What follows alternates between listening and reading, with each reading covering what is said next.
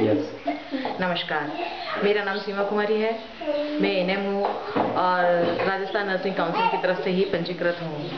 ANM यानी auxiliary nurse और midwifery का कोर्स मैंने किया हुआ है और यहाँ पिछले 15 वर्षों से यहीं कार्यरत हूँ, ग्राम पंचायत बाड़ी घाटी सब सेंटर किला पर। ग्राम पंचायत बाड़ी घाटी अजमेर से 20 किलोमीटर लगभग दूरी पर है और सब सेंटर जो किला गांव में है वो बाड़ी घाटी से 5 किलोमीटर दूरी पर है। 5 किलोमीटर दूरी पर यहाँ गांव में सब सेंटर बना हुआ है। सब सेंटर की पक्की बिल्डिंग है। इस सब सेंटर पर जो सुविधाएं उपलब्ध हैं उनके बारे में मैं आपको बताना चाहती हूँ। इस सब सेंटर पर सबसे पहले तो प्राथमिक उपचार की सुविधा उपलब्ध है। उस सुविधा में वर्तमान में मुख्यमंत्री निःशुल्क दवा योजना, जिसके तहत सारी दवाइयाँ उपलब्ध हैं, जो सभी सब सेंटर पर भी उपलब्ध हैं और समय पर मिल भी जाती हैं हम लोगों को।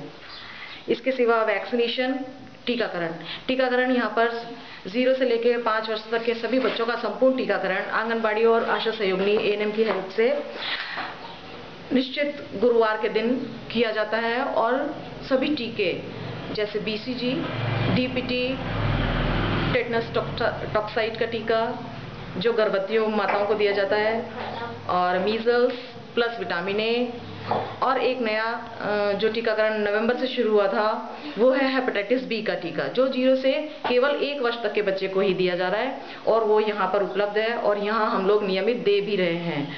और लगभग सभी माता बहनें समय पर अपने बच्चों को यहाँ टीकाकरण के लिए लेकर आती हैं। टीकाकरण होता है। यहाँ गर्भवती माताओं का पंजीयन और उनको उपयुक्त सलाह और रेफर की सुविधा भी उपलब्ध है।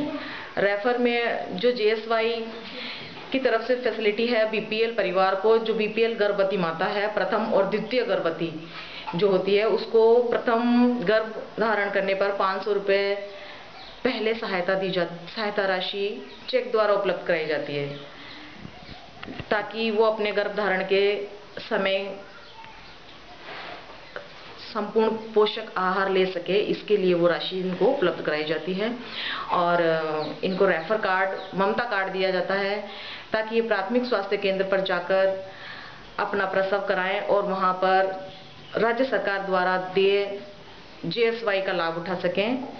इसकी भी सलाह दी जाती है और लगभग संपूर्ण प्रसव गांव में होने वाले लगभग संपूर्ण प्रसव प्राथमिक स्वास्थ्य केंद्रों पर ही होते हैं। सब सेंटर किला पर डिलीवरी अर्थात प्रसव की कोई सुविधा उपलब्ध नहीं है। इसके बाद यहाँ डॉट्स की फैसिलिटी है। सब सेंटर किला में डॉट्स की फैसिलिटी है। जो टीबी अर्थात तपेदिक के जो मरीज हैं उनको यहीं पर निःशुल्क दवा उपलब्ध कराई जाती है। प्लस मलेरिया की जांच की सुविधा तो पीएचसी थांवला, जो कि यहाँ से 5 किलोमीटर दूरी पर है, वहाँ उपलब्ध है, लेकिन यहाँ से स्लाइड कलेक्शन करके हम लोग वहाँ पहुँचाते हैं और वहाँ से रिजल्ट आने पर ही उनका उपचार किया जाता है।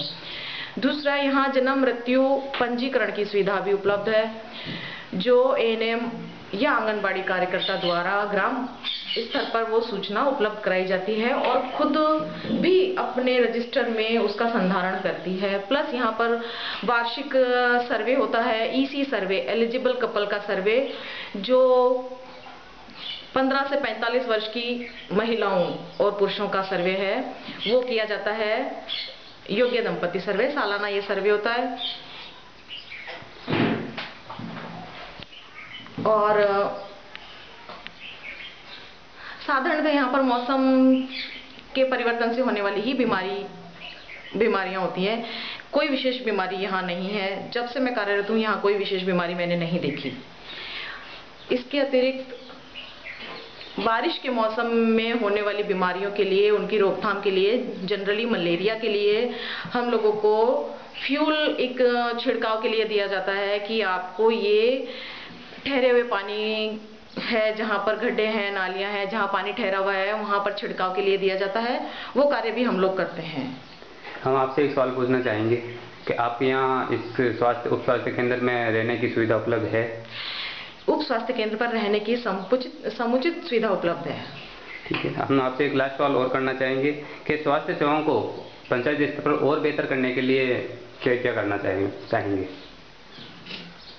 स्वास्थ्य सेवाओं को और बेहतर करने के लिए हमें ऐसा लगता है कि एक गांव में, चूंकि यहाँ ढाणियाँ बहुत हैं और उनका डिस्टेंस भी काफ़ी है सब सेंटर से, दूसरा साधन भी उपलब्ध नहीं है, तो या तो कर्मचारियों की संख्या बढ़ाई जाए, एक एएनएम को भी एक 4th क्लास दिया जाए जैसा कि आंगनबाड़ी पे है, और जब एएनएम सब सेंटर पे रहती है या अप डाउन भी करती है तो सबसे पहले आके उसको सफाई करनी होती है, तो वो आंगनबाड़ी वाली से भी गई गुजरी है कि आंगनबाड़ी वाली के पास तो सफाई करने वाला कर्मचारी भी है, उसकी मदद करने वाला कर्मचारी, लेकिन एएनएम के पास उसकी मदद वाला या ऐसा कोई कर्मचारी उपलब्ध नहीं है। अतः हम आपसे प्रार्थना करते हैं कि ऐसा या हमको थोड़ी सी भी सहायता करने वाला एक योग्य कर्मचारी दिया जाए। धन्यवाद। Thank you.